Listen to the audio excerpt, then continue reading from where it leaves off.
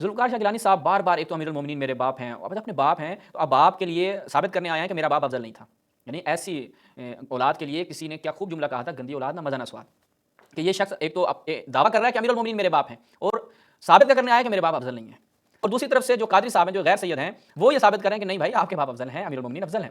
تو پھر افضلیت کا معیار کیا ہے؟ کہتے ہیں جی وہ سب سے زیادہ فضائل ہونا افضلیت کا معیار بھی نہیں ہے، یعنی پھر افضلیت کا معیار کیا ہے کہ بھائی امام جماعت ہو گیا، کوئی امام جماعت ہو گیا تو وہ کیا ہو جائے گا، افضل ہو جائے گا۔ اور خود بیان کر رہے تھے کہ صحیح روایات سے یہ چیز ثابت ہے کہ سب سے زیادہ فضائل اگر کسی شخصیت کے ہمیں ملتے ہیں تو وہ امیر المومنین کی ذات ہے، لیکن وہ افضل نہیں ہے، فضائل ان کے سب سے زیادہ ہیں لیکن وہ افضل نہیں ہے۔ بسم اللہ الرحمن الرحیم۔ تمام ناظرین کی خدمت میں السلام علیکم ورحمۃ اللہ۔ امید کرتے ہیں ہمارے ناظرین خیریت اور عافیت کے ساتھ ہوں گے۔ ناظرین ایک مناظرہ ہوا حال ہی میں، مناظرہ کس کے درمیان تھا؟ مناظرہ یاسین قادری صاحب کے اور ذوالفقار شاہ گیلانی غالباً ان کا نام تھا، ان کے ساتھ تھا، اور اویس ربانی صاحب نے یہ اہتمام کیا تھا۔ بڑا دلچسپ وہ مناظرہ تھا، اس کے دو حصے، دو پارٹ جو ہیں انہوں نے اپلوڈ کیے۔ جو بہترین پارٹ تھا، جو دلچسپ پارٹ تھا وہ دوسرا تھا، وہ دیکھنے والا ہے، اور وہاں آپ کو اگر آپ یہ پورے دونوں حصے بھی دیکھیں تو آپ کو پتہ چلے گا کہ غرور کا سر کیسے نیچا ہوتا ہے۔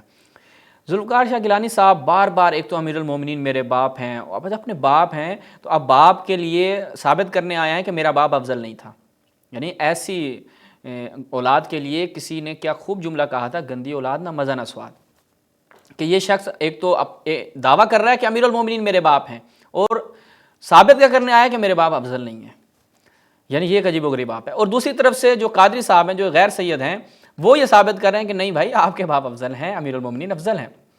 اب دونوں کو اگر آپ دیکھیں پوری گفتگو کو، اگر علمی اعتبار سے اس کا ہم جائزہ لیں تو جو یاسین قادری صاحب تھے انہوں نے ابتدا رکھی قرآن سے، انہوں نے کہا کہ ہمیں دیکھنا ہے کہ افضلیت کا معیار کیا ہے، تو انہوں نے کہا کہ افضلیت کا معیار علم ہے، ٹھیک ہے۔ اس کے اوپر بھی ہم انشاءاللہ ایک دو چیزیں آپ کی خدمت میں بیان کریں گے جو ہمیں مناظرے میں نظر نہیں آئیں، اگرچہ اگر وہ بیان ہوتی تو میرے خیال میں قصہ تمام تھا۔ ذوالفقار گیلانی صاحب وہاں سے ان کے پاس کوئی دلیل تو تھی نہیں، فقط کیا ہے کچھ اپنے بزرگان کی کتابیں کہانیاں پڑھ رہے تھے، اس کے جناب امامے کا ایک چھوٹا سا ٹکڑا فلاں کے پاس تھا تو اس کو اتنی دفعہ رسول کی بشارت ہوگی، فلاں کو رسول نے خود آ کے یہ کہا تھا، فلاں کو یہ کہا تھا، وہ بشارتیں بیان کرتے رہے، کہانیاں بیان کرتے رہے، مکاشفات آ کر بیان کرتے رہے، کوئی ان کے پاس علمی جواب نہیں تھا۔ لیکن دوسری طرف وہ دعویٰ یہ رکھتے تھے یہ کتابیں ہم نے چاٹی ہوئی ہیں، حوضوں میں پڑھائی ہوئی ہیں، مدرسوں میں پڑھائی ہوئی ہیں، علمی حدیث ہمارے گھر کا ہے۔ وہ ہم نے آپ کو ملاحظہ کیا ہوگا، ایک ہم نے گزشتہ کلپ میں بیان کیا کہ ان کو علمی حدیث کی ہے کا بھی نہیں پتہ، عین کا بھی نہیں پتہ، علمی حدیث کی عین سے شروع کریں تو اس کی عین کا بھی نہیں پتہ، فقط کیا ہے نرا دعویٰ ہے۔ اور ان کا ہم ایک موضوع پہ کہ حضرت زہرا سلام اللہ علیہا کا جنازہ ابو بکر صاحب نے پڑھایا نہیں پڑھایا، اس پہ ہم ذوالفقار شاہ گیلانی صاحب کو اسی موضوع پہ کہ حضرت زہرا کا جنازہ جناب ابو بکر نے پڑھایا تھا، آپ مدعی ہیں، ہم اس کو رد کرتے ہیں، ہم کہتے ہیں انہوں نے جنازے میں شرکت نہیں کی تھی، آپ کو ہم چیلنج کرتے ہیں اس موضوع پہ ہمارے ساتھ آپ گفتگو کر لیں، کیونکہ آپ اپنے آپ کو کہتے ہیں کہ جی ہم سید بھی ہیں، حسبی نسبی بھی ہیں، مرد میدان بھی ہیں، وغیرہ وغیرہ، آپ کے دعوے تو بہت ہیں۔ تو اس موضوع پہ حضرت زہرا سلام اللہ علیہا کے جنازے میں شرکت کے حوالے سے آپ نے جو دعویٰ کیا اور خود کہا کہ حضرت ابو بکر نے پڑھایا، وہ ایک آپ قادری چینل کی رمضان ٹرانسمیشن میں آپ گئے تھے، وہاں پہ آپ نے یہ دعویٰ کیا اور ہم نے اس کا رد بھی کیا ہے۔ آپ کو اپنے علم پہ اتنا غرور ہے، اتنا مان ہے کہ آپ ماشاءاللہ یہ کتابیں کھا پی چکی ہیں، آپ کے اندر علم اس قدر رچ بس چکا ہے، ہمارے طرف سے آپ کو رسمی طور پر دعوت دی جاتی ہے اسی موضوع پر آپ ہمارے لیے گفتگو کرنے کے لیے تشریف لے آئیں، ہمارے ساتھ گفتگو کرنے کے لیے آپ تشریف لے آئیں۔ یہ تھا ان کے لیے ذوالفقار گیلانی صاحب کے لیے ہمارا پیغام۔ اب آ جائیں اس مناظرے میں، تو یاسین قادری صاحب نے بار بار وہاں سے دلائل دیے کہ بھائی قرآن کہہ رہا ہے کہ جس کے پاس علم ہوگا وہ افضل ہے، جس کے پاس وہ علم ہوگا وہ افضل ہے۔ اب عالم الناس کون ہیں؟ وہ امیر المؤمنین ہیں۔ ذوالفقار گیلانی صاحب کے پاس اس کا رد تو تھا نہیں، اور یہاں سے یہ ثابت بھی نہیں کر سکتے نہیں بھائی حضرت ابو بکر جو ہے وہ عالم الناس تھے، کچھ بھی نہیں ہے، کہاں سے ثابت کریں گے؟ اشجع الناس بھی ثابت نہیں کر سکتے کہ بھائی وہ بہت زیادہ شجاع تھے۔ جب شجاعت کی بات آئی، جب میدان جنگ کی بات آئی، وہاں پر بھی ایک کتاب ایک حدیث ہی پیش کر دیتے، کوئی ایک حوالہ پیش کر دیتے کہ فلاں میدان میں حضرت ابو بکر اور حضرت عمر نے شجاعت کا مظاہرہ کیا، نہیں پیش کر سکے۔ دونوں میں آپ دیکھیں گے بیچارے پیش نہیں کر پائے، فقط کیا ہے کہ جناب یہ عربی متن پڑھ کے دکھا دیں، عربی، یہ اس سے مناظرے نہیں ہوتے کہ آپ عربی پڑھ کے دکھا دیں، آپ فارسی پڑھ کے دکھا دیں، آپ یہ کتاب پڑھ کے دکھا دیں۔ بھائی نحن ابناء الدلیل، دلیل کدھر ہے؟ دلیل آپ کے پاس تھی نہیں۔ اب دیکھیے گا انہوں نے جو دلیلیں دی ہیں وہ ایک دلیل کا تو ہم تیا پانچ آپ کے سامنے رکھ چکے ہیں کہ انہوں نے وہاں پہ کیا بیان کیا کہ یہ حدیث جو ہے وہ امام المتقین والی حدیث کو کہا موضوع روایت ہے، وہ ہم آپ کی خدمت بیان کر چکے ہیں۔ اب اس کلپ کو ملاحظہ فرمائیں، یہاں پہ دیکھتے ہیں کیا بیان کر رہے ہیں۔ آگے نشون بھیجیے۔ کہتے ہیں انہوں نے عالم کہا امام علی علیہ السلام کو، یہاں پر کیا کہنے لگے ہیں؟ یہ کرتا ہوں کہ احناف کے ہاں قاعدہ یہ ہے کہ احناف یہ کہتے ہیں کہ مصلی پر وہ کھڑا ہوگا جو عالم ہوگا۔ احناف یہ کہتے ہیں بھائی کوئی دلیل بھی ہو نا، مصلی پہ جو کھڑا ہوگا، جو مصلی پہ آئے گا وہ عالم ہوگا۔ اچھا، اب یہ احناف کے پاس اس کے اوپر دلیل ہم آپ کی خدمت میں رکھیں گے۔ جو بڑا عالم ہوگا، نبی پاک نے اپنی نگرانی میں کہا، اپنی نگرانی میں 17 نمازیں صدیق اکبر رضی اللہ تعالیٰ عنہ وارضاہ عنہ کو آپ نے کہا کہ آپ نمازیں پڑھائیں، عدد آگے پیچھے ہو سکتا ہے، اپنی نگرانی میں کہا مروا ابا بکر۔ اب دیکھیں جی، یہ اس سے افضلیت ثابت ہو گئی، وہ انہوں نے نماز پڑھا دی حضرت ابوبکر نے، یہ ان کی یہ افضلیت کی دلیل دے رہے ہیں۔ ابھی ہم رکھیں گے ان کے سامنے کہ احناف کے ہاں ایک امام جماعت کے لیے جو آپ کے ہاں کرائیٹیریا ہے وہ کیسا ہے، کہ کون کون امام جماعت ہو سکتا ہے، وہ ہم آپ کی خدمت میں رکھیں گے۔ ذرا آگے سنیں۔ کسی نے کے اندر موجود ہے فلیصلی بالناس، کہ کہو کہ یہ ابوبکر کو کہو کہ فلیصلی بالناس، انہوں نے کہا کسی علم۔ اچھا جی، اب یہ ہمارے گیلانی صاحب نے دلیل دینے کی کوشش کی کہ کیونکہ ابوبکر صاحب نے نماز پڑھائی تھی تو پس یہاں سے کیا ثابت ہوگا کہ ابوبکر صاحب کیا ہیں، افضل ہیں۔ اچھا جی، اب ہم آپ کی خدمت میں رکھتے ہیں کہ اگر یہی معیار ہے افضلیت کا تو پھر اس کا کیا کریں گے آپ؟ یہ ملاحظہ فرمائیں، صحیح الاحادیث فی متفق علیہ اہل الحدیث۔ اچھا جی، اس کی 8ویں جلد ہے، اس میں جب ہم جاتے ہیں تو یہاں پر حدیث ہے اور صحیح ہے۔ حدیث کیا ہے کہ جناب عبد الرحمن بن عوف نماز پڑھا رہے تھے اور رسول اللہ نے آپ کے پیچھے نماز پڑھی ہے۔ اب جناب عبد الرحمن بن عوف کو جب محسوس ہوتا ہے تو رسول اللہ آ چکے ہیں تو اشارہ کیا جاتا ہے کہ اپنی نماز مکمل کرو، تو آپ نے کہا کہ نماز پڑھانا عالمیت کی دلیل ہے، تو پس عبد الرحمن بن عوف رسول اللہ سے زیادہ عالم ہو گئے۔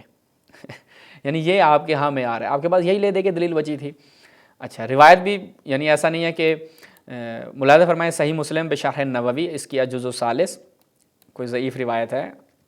اچھا، یہاں پہ دیکھیں خود باقاعدہ کیا ہے کہ جواز و اقتداء الفاضل بالمفضول، یعنی کیا ہے کہ جائز ہے اقتداء کرے فاضل کس کی، مفضول کی، یعنی جو فضیلت رکھتا ہے، جو افضل شخص ہے وہ اپنے سے کم تر کی اقتداء کر سکتا ہے۔ یہ پورا باب، اور اسی عبد الرحمن بن عوف والی روایت کو یہاں پر یہ بیان کرتے ہیں صفحہ نمبر 172 پہ، اور نیچے خود اس کی جب اس میں آتا ہے کہ اعلم، ہاں وہ کہتے ہیں ان ھذا الحدیث فیہ فوائد کثیرہ، وہ کہتے ہیں کہ اس حدیث میں بہت سارے فوائد ہیں، بہت سارے نکات بیان ہوئے ہیں جن کی طرف آپ کو توجہ کرنی ہے۔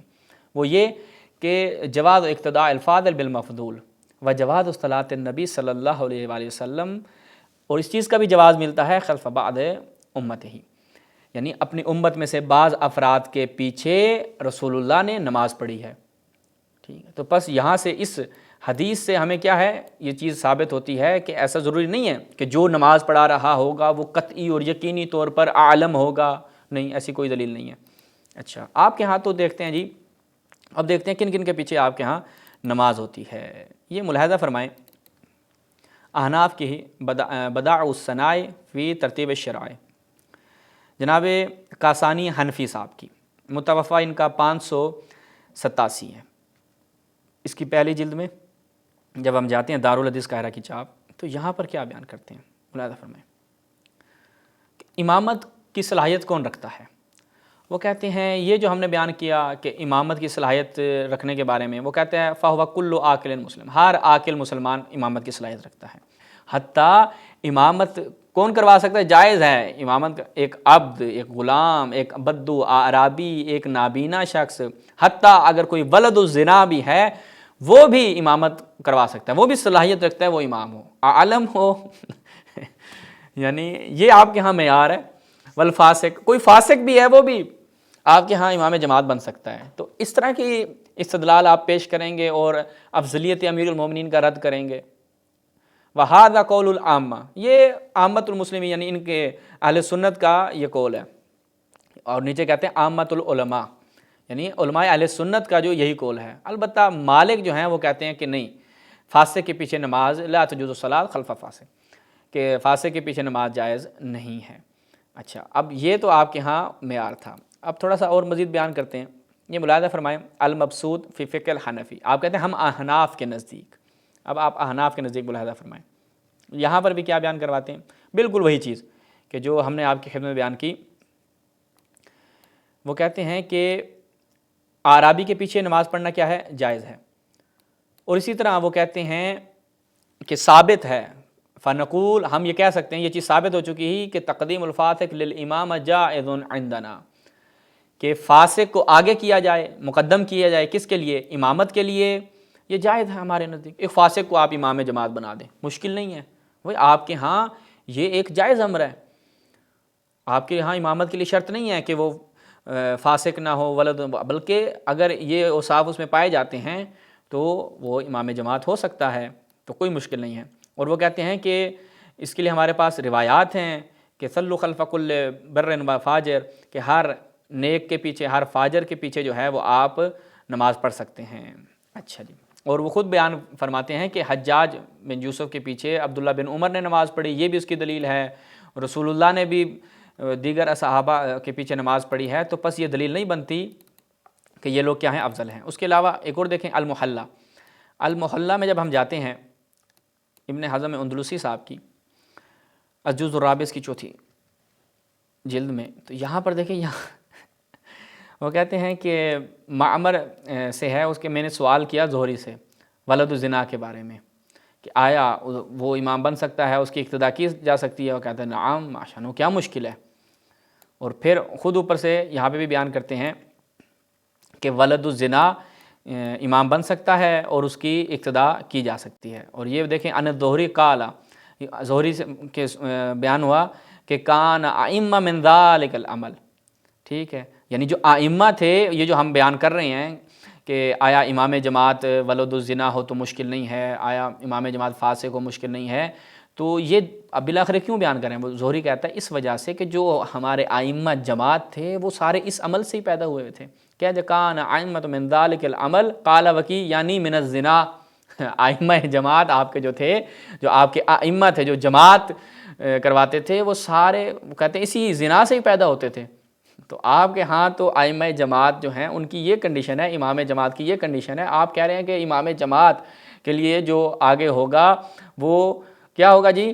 عالم ہوگا۔ بھائی کوئی عالم ہونا اس کے لیے شرط نہیں، آپ کے ہاں اندھی بانٹ ہے، کوئی بھی آ جاتا ہے اور امام جماعت بن جاتا ہے۔ تو یہ جو ہمارے ان موصوف نے بات کی تھی کہ ایک جو دلیل دینے کی انہوں نے کوشش کی، کیونکہ مجھے اس پوری گفتگو میں ان کی اس دو جو مناظرے ہوئے، اس میں پوری گفتگو میں فقط اور فقط یہی ایک دلیل نظر آئی کہ یہ دلیل دینے کے در پہ ہوئے، کہ جہاں پر آ کر یہ جناب ابو بکر کی افضلیت پہ آ کے بات کر رہے ہیں، وَإِلَّا ہر جگہ پہ یہ قصے کہانی سنا کے گزر جاتے تھے اور کہتے تھے کہ جی یہ جو بات کر رہے ہیں افضلیت اور چیز ہوتی ہے، فضیلت اور ہوتی ہے، فضیلت جزئی اور ہوتی ہے، اور پھر افضلیت کا معیار کیا ہے؟ کہتے ہیں جی وہ سب سے زیادہ فضائل ہونا افضلیت کا معیار بھی نہیں ہے، یعنی پھر افضلیت کا معیار کیا ہے کہ بھئی امام جماعت ہو گیا، کوئی امام جماعت ہو گیا تو وہ کیا ہو جائے گا؟ افضل ہو جائے گا۔ اور خود بیان کر رہے تھے کہ صحیح روایات سے یہ چیز ثابت ہے کہ سب سے زیادہ فضائل اگر کسی شخصیت کے ہمیں ملتے ہیں تو وہ امیر المومنین کی ذات ہے، لیکن وہ افضل نہیں ہے۔ فضائل ان کے سب سے زیادہ ہیں لیکن وہ افضل نہیں ہے۔ یعنی یہ ایک اہل سنت کا آپ کو یہاں پر جب وہ اپنے سنی مکتب کے اوپر رہے گا نا، مکتب خلفاء پر رہے گا، وہ کبھی بھی ابو بکر و عمر سے ہاتھ نہیں اٹھائے گا، اور جیسے ہی وہ ہاتھ اٹھائے گا تو وہ رافضی بن جائے گا۔ وہ کیا بن جائے گا جناب؟ جیسے یہ بیان کر رہے تھے کہ یہ رافضی اور شیعوں کے متھے لگے ہوئے ہیں، ان کے ساتھ ان کی نشست و برخاست ہوتی ہے، اس طرح سے گفتگو کرتے ہیں، جبکہ یاسین قادری صاحب انہی کی کتابوں سے روایات پڑھ رہے تھے، صحیح روایات پڑھ رہے تھے، اور انہی کی کتابوں سے ہی تمام جتنے بھی مطالب انہوں نے بیان کیے، کہتے ہیں جی یہ شیعوں کے ساتھ نشست و برخاست کرتے ہیں، شیعوں کے متھے لگے ہوئے ہیں، شیعوں والی باتیں کر رہے ہیں۔ قرآن سے جب بیان کرتے ہیں تو کہتے ہیں جی یہ توہین کر رہے ہیں، جنگوں سے بھاگنے والی جب بات ہوئی تو کہا یہ توہین کی جا رہی ہے۔ بھائی ان کو جنگوں سے بھاگنے میں کوئی شرم نہیں آئی، آج آپ کو سننے میں شرم آ رہی ہے، آج آپ کو بتانے میں شرم آ رہی ہے۔ شرم تو ان کو کرنی چاہیے تھی، انہوں نے نہیں کی، وہ جنگوں سے بھاگ گئے۔ قرآن نے مذمت کی، احادیث میں وارد ہو چکا ہے، یہ ساری چیزیں ملتی ہیں، صحیح اسناد کے ساتھ ملتی ہیں کہ اکثر جنگوں میں یہ ان کا ایک روٹین ورک تھا کہ وہ جنگوں سے بھاگ جاتے تھے۔ تو بھائی جب وہ جنگوں سے بھاگ جاتے تھے، وہ اس کے اوپر اس استمرار کے اوپر پشیمان نہیں ہیں اور وہ اس حوصلے کے ساتھ جنگوں سے بھاگتے تھے، تو آج کے زمانے میں آپ کو بھی حوصلہ دکھانا چاہیے اور ان چیزوں کو خندہ پیشانی سے قبول کرنا چاہیے کہ واقعاً ان کی شجاعت کا کوئی بھی واقعہ ہمیں نہیں ملتا، ان کے علمیت کا ہمیں کوئی واقعہ نہیں ملتا کہ کسی مقام پہ انہوں نے اپنے علم کا مظاہرہ کیا ہو اور کہا ہو کہ جی مجھ سے آ کے پوچھو، سلونی کا دعویٰ ہمیں ان سے نہیں ملتا۔ لہٰذا آپ کو حوصلہ کرنا چاہیے، آپ سنی رہیں لیکن عدل و انصاف کا دامن آپ تھامے رکھیں۔ جیسے یاسین قادری صاحب اپنے آپ کو سنی کہتے ہیں اور وہ سنی ہیں، لیکن جو چیزیں روایات سے اور قرآن سے ثابت ہیں ان کا وہ انکار نہیں کرتے۔ تو یہ تھا ان کے حوالے سے۔